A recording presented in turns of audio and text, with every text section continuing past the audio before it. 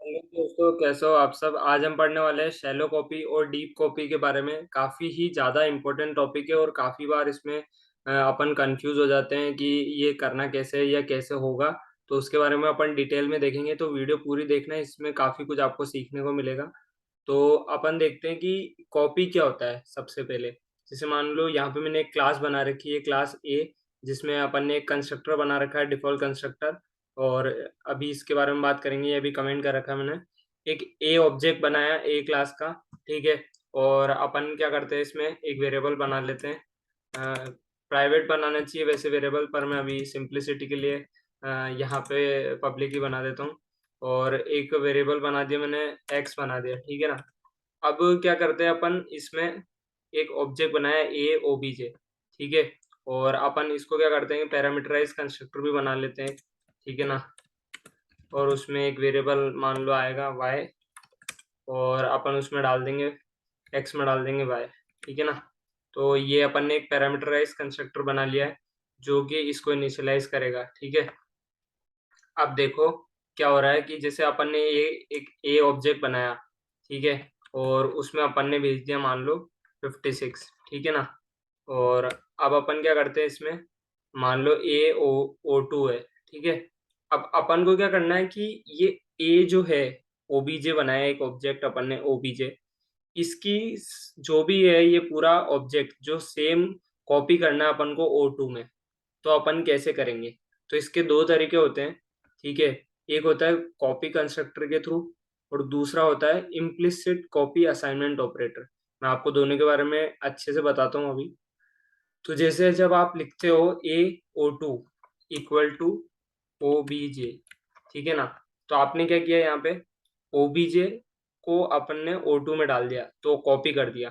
तो आपको पता है कि जब भी ऑब्जेक्ट अपन यहाँ पे डिक्लेयर करते हैं, ठीक है ना, तब ऑब्जेक्ट बनता है, तब तब कोई ना कोई कंस्ट्रक्टर कॉल होता है, चाहे वो कॉपी कंस्ट्रक्टर हो, डिफॉल्ट हो या पैरामीटराइज हो, ठीक है ना। तो इस समय पे कौन सा कंस्ट्रक्टर कॉल होगा, कॉपी कंस्ट्रक्टर। देखते हैं, एक बार रन कराते हैं। तो देखो यहाँ पे एक सेकंड। तो अभी अपन ने कॉपी कंस्ट्रक्टर जो है, अपन ने क्या है कि डिफॉल्ट कॉपी कंस्ट्रक्टर में कॉल हुआ है, लेकिन वो प्रिंट नहीं होगा। तो मैं ये करता हूँ, अपन कॉपी कंस्ट्रक्टर खुद से जो बनाया है वो लिख देते हैं। तो कॉपी कंस्ट्रक्टर कैसे बनाते हैं उसकी मैंने वीडियो पहले ही बना रखी है। तो यहाँ पे ठीक है ना, ये कॉपी कंस्ट्रक्टर बना दिया, इसमें मैंने प्रिंट कर दिया है। अब चला के देखते हैं, अब रन होगा, ठीक है ना। तो यहाँ पे देखो कॉपी कंस्ट्रक्टर प्रिंट हो गया, मतलब इससे समझ आ गया अपन को कि डिफॉल्ट वाला कॉपी कंस्ट्रक्टर जो है वो कॉल हुआ था। मतलब अभी अपना ये वाला हुआ है। अगर मान लो कि कोई भी कंस्ट्रक्टर नहीं बना रखा, मतलब कॉपी कंस्ट्रक्टर, तो डिफॉल्ट वाला कॉल होता है। और डिफॉल्ट वाला जो कॉपी कंस्ट्रक्टर होता है वो जो है शैलो कॉपी बनाता है। अब अभी अपन शैलो कॉपी डीप कॉपी की बात करेंगे। तो आपको समझ आ गया कि यहाँ पे तो कॉपी कंस्ट्रक्टर कॉल हो रहा है। लेकिन मान लो मैं ऐसा लिखूं, ओ ए ओ टू, और फिर लिखूं मान लो O two equal to O B J, ठीक है ना। अब यहाँ पे तो मैंने यहाँ पे ये बनाया, और उसके बाद मैंने यहाँ पे जो है कॉपी करवाया। तो अब बताओ, तो यहाँ पे तो देखो डिफॉल्ट कंस्ट्रक्टर कॉल होगा, ये वाला कॉल हो जाएगा, ठीक है ना, क्योंकि यहाँ पे ए ओ टू लिखा हुआ है। अब इसके बाद यहाँ पे कॉपी कंस्ट्रक्टर कॉल होगा या नहीं होगा, तो नहीं होगा यह, ठीक है ना। तो यहाँ पे देखो आप, सिर्फ डिफॉल्ट कंस्ट्रक्टर कॉल हुआ है, ठीक है ना, कॉपी कंस्ट्रक्टर कॉल नहीं हुआ है, ठीक है। तो यहाँ पे क्या हुआ है, यहाँ पे तो पैरामीटराइज हुआ है, पैरामीटराइज में मैंने कुछ प्रिंट नहीं किया इसलिए प्रिंट नहीं हुआ है। यहाँ पे डिफॉल्ट हुआ है। और यहाँ पे क्या होना है, ये कॉपी तो हो रहा है, लेकिन दो तरीके हैं। कॉपी कंस्ट्रक्टर पहला वाला तरीका था, जब यहाँ पे हम डायरेक्ट यहाँ ओ टू के आगे इक्वल टू ओबीजे लिख देते हैं, ठीक है ना। और दूसरा तरीका मैंने अभी आपको बताया कि ऐसे जब आप अलग से लिखेंगे, तो यहाँ पे implicit copy assignment operator call होता है, ठीक है। तो आज हम अभी इसकी बात नहीं करेंगे, ये अभी अपन बात करते हैं, ठीक है ना, ओ बी जे यहाँ पे, ठीक है। तो अपना ये जो है, अगर अपन ने ये नहीं लिख रखा है, तो जो है वो अपना कॉपी कंस्ट्रक्टर कॉल हो जाएगा। तो अब कॉपी कंस्ट्रक्टर जैसे मान लो आपने ये लिखा हुआ है, ठीक है ना, तो प्रिंट स्टेटमेंट हटा देते हैं, वो तो मैंने जस्ट आपको बताने के लिए किया था। तो अब देखो क्या होता है, कॉपी हो क्या रहा है। तो अपना एक ऑब्जेक्ट बना रखा है क्लास में ओबीजे, तो उसमें हो क्या रहा है, एक वेरिएबल है एक्स। तो अपन चाह रहे हैं कि भाई ओ टू में जो एक्स है उसकी वैल्यू भी जो है, जो ओबीजे की एक्स की वैल्यू मतलब 56, वो ओ टू वाले एक्स में भी आ जाए, ठीक है ना। अभी ओबीजे के एक्स में 56 है क्योंकि यहाँ से अपन ने भेजा है, और यहाँ पे ये पैरामीटराइज कंस्ट्रक्टर में है, ठीक है। तो O2 में भी, O2 के x में भी 56 हो जाए, मतलब सारी वैल्यूज कॉपी हो जाए, ठीक है ना। तो अपन ये चाह रहे थे, तो अपन ने ये कराया, तो बाय डिफॉल्ट जो कॉपी कंस्ट्रक्टर वो कॉल होगा और वो शैलो कॉपी बनाएगा। अब जब भी पॉइंटर्स नहीं है, अगर आपकी पूरी क्लास में कहीं पे पॉइंटर नहीं है, तो शैलो कॉपी और डीप कॉपी सब सेम है, ठीक है ना। लेकिन जब पॉइंटर आ जाता है ना, तब शैलो कॉपी और डीप कॉपी में मेन फर्क दिखता है, ठीक है। तो अब असली में कॉपी कंस्ट्रक्टर अगर अपन खुद का लिखे तो कैसे लिखेंगे, जो अपन यहाँ पे ये लिखते हैं ना ओबीजे, ठीक है ना, तो वो एक तरह से ये वाला है, ठीक है। और जब ये इधर O2 लिखा हुआ ना ये वाला, तो वो दिस जो दिस पॉइंटर होता है ना एक तरह से, वो वाला है, ठीक है ना। तो x equal to OBJ dot x, ठीक है ना। तो अपन ने यहाँ क्या करा, OBJ का जो x था, मतलब इसका जो x था, उसकी वैल्यू डाल दी अपन ने इसमें, ठीक है ना। अब अगर मान लो मैं यहाँ पे प्रिंट करा के देखूं, OBJ डॉट एक्स, ये पब्लिक बना रखे इसलिए अपन डायरेक्ट एक्सेस कर पा रहे हैं, बाकी आपको प्राइवेट ही बनाने चाहिए और गेटर सेटर का यूज करना चाहिए।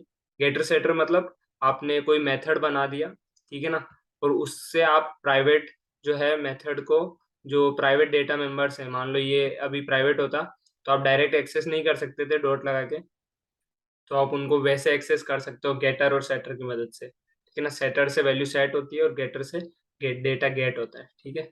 नॉर्मल मेथड्स ही है। तो ओबीजे डॉट एक्स और O2 डॉट एक्स, ठीक है ना। एक बार प्रिंट करा के देखते हैं, तो देखो दोनों की वैल्यू 56 आ गई, मतलब अपना डेटा कॉपी हो गया, ठीक है ना। तो अब अपन क्या करते हैं ना, ठीक है, कि अब अपन क्या करते हैं, इसमें पॉइंटर एक और बनाते हैं, ठीक है ना। इंट स्टार p, एक पॉइंटर बना दिया अपन ने, ठीक है। तो अब क्या होगा कि जब पॉइंटर बना है, ठीक है ना, तो अपन क्या करते हैं इसमें, जैसे यहाँ पे ये हो रहा है, तो अपन यहाँ पे क्या करते हैं ना, p equal to new int, ठीक है ना। ताकि क्या होगा कि ये पॉइंटर में अगर कुछ भी डेट एड्रेस नहीं रहेगा तो दिक्कत हो जाती है। तो अपन ने क्या करा, जब यहाँ पे कॉल करा है, ये कंस्ट्रक्टर कॉल होगा तो इसमें आ जाएगा, ठीक है ना, एड्रेस आ जाएगा, ठीक है। अब अपन ने क्या किया, अब अपन को क्या करना है, फिर से वही बात, O2 इक्वल टू OBJ। अब मान लो अपन ने खुद का कंस्ट्रक्टर कॉपी कंस्ट्रक्टर नहीं लिख रखा है, तो क्या होगा, ठीक है ना।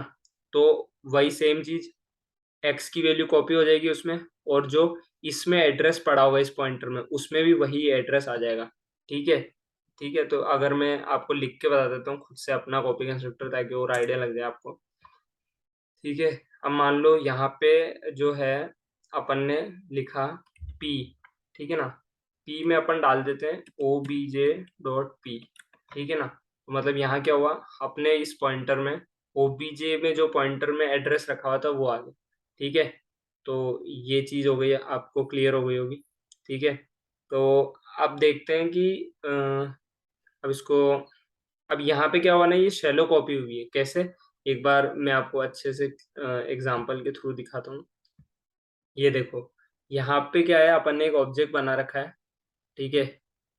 यहाँ पे अपन ने एक ऑब्जेक्ट बना रखा है, ये OBJ1, ठीक है ना। और उसमें एक्स की वैल्यू मान लो 20 डाल रखी है, और एक पॉइंटर बना रखा है, उसमें 200 जो है एड्रेस डाला हुआ है, मतलब ये इस ब्लॉक को पॉइंट कर रहा है, इस ब्लॉक को।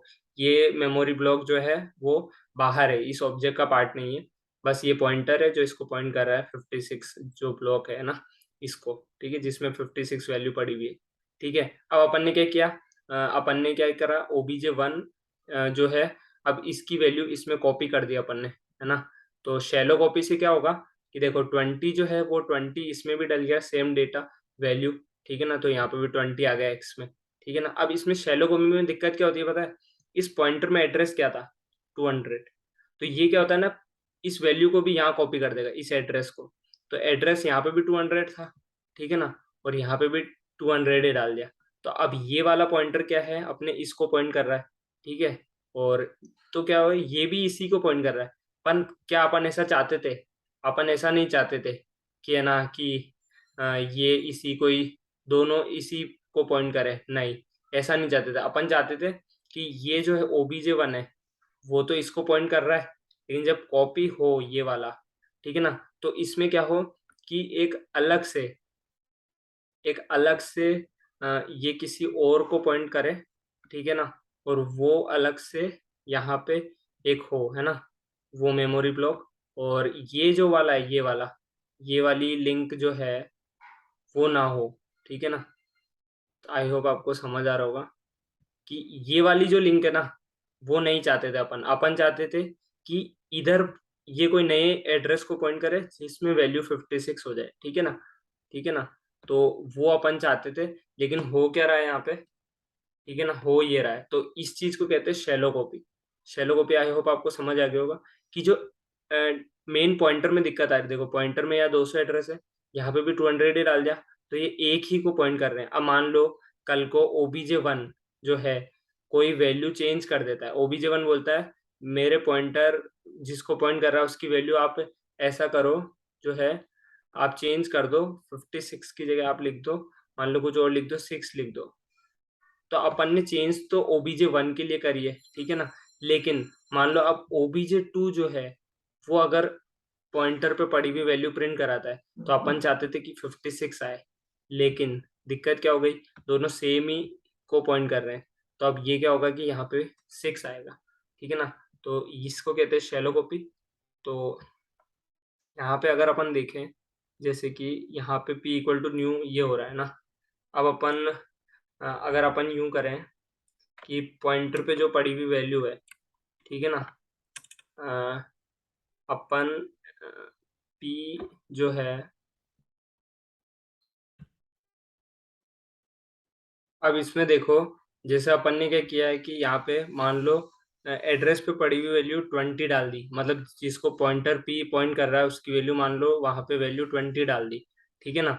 अब दोनों सेम ही पे पॉइंट कर रहे हैं, ठीक है ना, तो दोनों एक ही जगह पॉइंट कर रहे हैं, तो क्या होगा, जैसे अपन ने क्या किया है यहाँ पे, मान लो इसको एक बार कमेंट करते हैं। अपन ने क्या किया, मान लो OBJ का जो पॉइंटर है उस पे पड़ी हुई वैल्यू, ठीक है ना, उसको अपन ने 90 कर दिया, ठीक है ना। अब देखो, अब अगर अपन O2 पे पड़ी हुई वैल्यू का वैल्यू प्रिंट कराएं, ठीक है ना, तो क्या आएगा, देखते हैं। देखो यहाँ पे क्या हुआ, इसमें भी 90 आ गया, जबकि क्या हुआ, देखो अब यहाँ पे क्या हुआ ना, देखो OBJ और O2 दोनों एक ही जगह पॉइंट कर रहे हैं। मैंने OBJ में चेंज किया, OBJ के पॉइंटर पे पड़ी हुई वैल्यू को मैंने 90 किया, पर O2 में भी 90 आ गया। तो ये दिक्कत है, तो अपन ये नहीं चाहते। अपन चाहते हैं कि दोनों अलग अलग जगह पॉइंट करे। अपन चाहते हैं कि डीप कॉपी बने, ना कि शैलो कॉपी। पॉइंटर का एड्रेस कॉपी नहीं होना चाहिए, अगर कॉपी होगा तो वो सेम ही जगह पॉइंट करेगा, जैसे कि अपन ने इस एग्जांपल में देखा, ठीक है ना। जैसे कि अपन ने इस एग्जांपल में देखा दोनों एक ही जगह पॉइंट कर रहे हैं और वो चीज़ गलत है, ठीक है ना। तो अब अपन क्या करेंगे, अब अपन चाहेंगे कि ये डीप कॉपी हो। तो डीप कॉपी कैसे होगी वो मैं अब आपको बताता हूँ, ठीक है ना।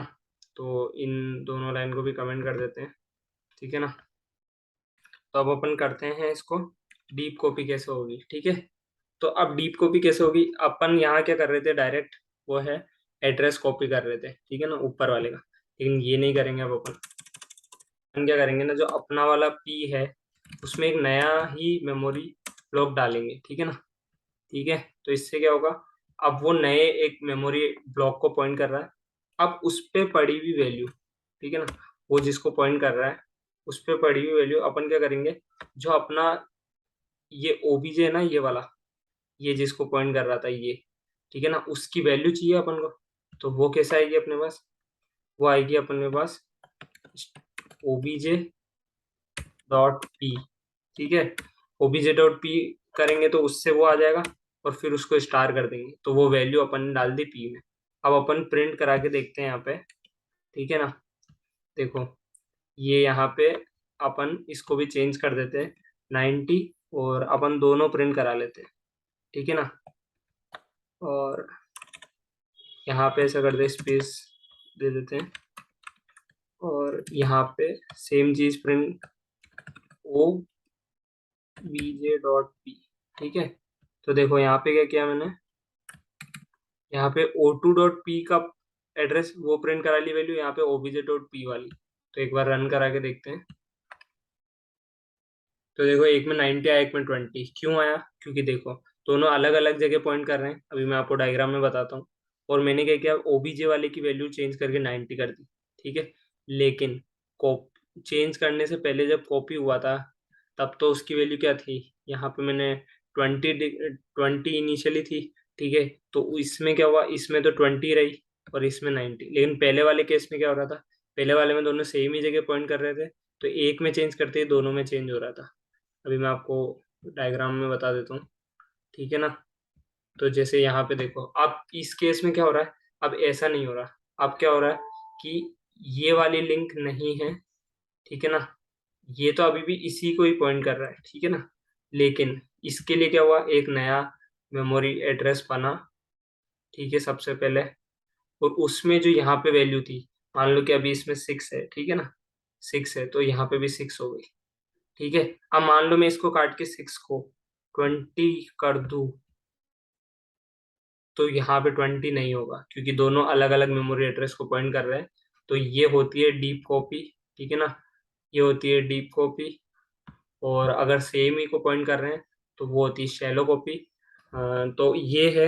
अगर अभी हम देखें, मान लो कि अ, अगर अपन जैसे डिस्ट्रक्टर बनाते हैं, ठीक है ना, डिस्ट्रक्टर में क्या होता है, डिस्ट्रक्टर में टिल साइन होता है, ठीक है ना।